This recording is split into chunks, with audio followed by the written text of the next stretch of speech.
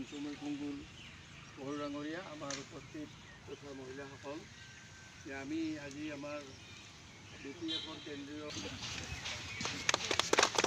এতিয়া মই পূজাৰ আগত নহ'লে পূজাৰ পিছত কিছুমান টাউন আৰু ঠাইবিলাকত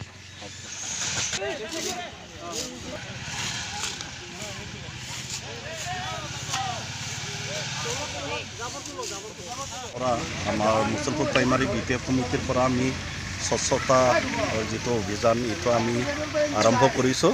আমি যোৱাকালি মিটিং কৰিছিলোঁ। আমাৰ এটা নিৰ্দেশ আছে, আমাৰ BPF কেন্দ্ৰ কমিটিৰ পৰা এটা নিৰ্দেশ আছে যাতে BPF কৰ্মীখিনিয়ে পাৰা পৰ্যন্ত যাতে চাফ চিকুণ স্বচ্ছতাটো ৰাইজৰ মাজত যাতে ৰাখিব পাৰে আৰু এটা সজাগতাটো যাতে আনিব পাৰে।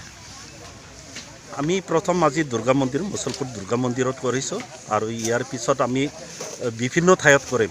আমাৰ মুছলপুৰ সমষ্টিৰ বিভিন্ন ঠাইত বা য'ত য'ত পূজা মণ্ডপ আছে, আমাৰ নতুন ক্লাছ হ'বলগীয়া আছে 2 নৱেম্বৰৰ পৰা, এইবিলাক স্কুল পৰ্যন্ত আমি চাফ চিকুণ বা চেনিটাইজাৰ কৰাই পেলাই আমি চাফ চিকুণ ৰাখিম বুলি ভাবিছোঁ। পূজা শেষ হোৱাৰ পিছতো আমি তেনেকুৱা যিটো স্বচ্ছতা এইটো আমি বজাই ৰাখিম।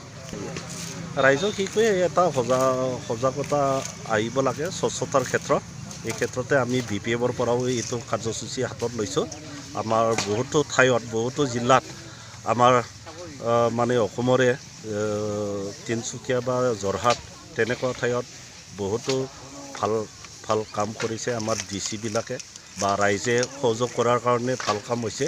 আমাৰো আগৰ পৰাই আমাৰ DC-বিলাকে এই কাৰ্যত জড়িত হৈ আছে আৰু আমিও পাব্লিকৰ আমিও তেখেতসকলক সহযোগ কৰিম বুলি আমি এই কামটো কৰি আছোঁ।